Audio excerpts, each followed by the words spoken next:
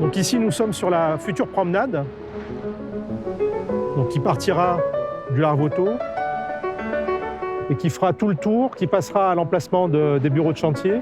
En face, on a les travaux du quartier de la Pinède qui ont démarré, les premières fondations. Donc, qui je suis? Donc, je suis Eric Serrano, j'appartiens à la société Bouygues Construction. Je suis Xavier Rastouille, donc je suis directeur de projet pour les superstructures de Mare Terra. Vous avez la zone du quartier des Jardins d'Eau, donc avec les 4 bâtiments pour lesquels on est en train d'effectuer les pieux.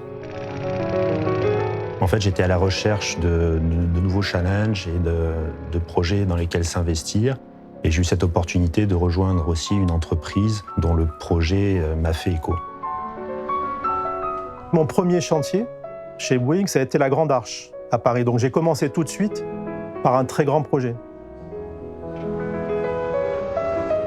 Donc en fait, un projet comme celui-là, c'est la continuité de toute ma carrière, de tous les grands projets que j'ai pu faire. Celui-là étant en plus particulièrement beau, esthétiquement parlant, c'est un projet qui sera magnifique à la fin.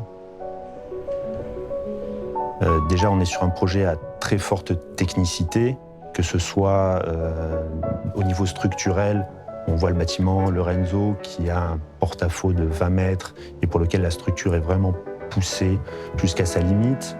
On a aussi au niveau des façades et de différents lots poussé les matériaux jusqu'au bout où on est obligé de faire des avis techniques spécifiques sur l'opération. Sur, je dirais, la qualité du produit fini, on a un niveau d'exigence et je dirais qu'il va aussi vis-à-vis du respect des futurs acquéreurs qui est tout à fait hors norme.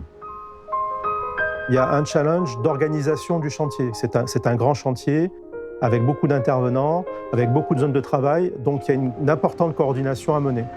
Et puis le deuxième challenge, c'est de faire travailler ensemble des entreprises qui ont des cultures différentes, qui ont des habitudes différentes, qui ont des process différents et qu'il faut arriver à faire converger sur le même but, c'est-à-dire d'arriver à construire cette belle opération. Après, quand on voit la qualité architecturale du projet, quand on voit l'objet qu'on va construire, je pense qu'il y a un impact très important sur la principauté. C'est comme tout sur tous ces grands chantiers, c'est de participer à construire quelque chose qui va rester pour des dizaines et des centaines d'années, et surtout sur un projet comme celui-là qui est particulièrement emblématique et qui, à la fin, sera magnifique.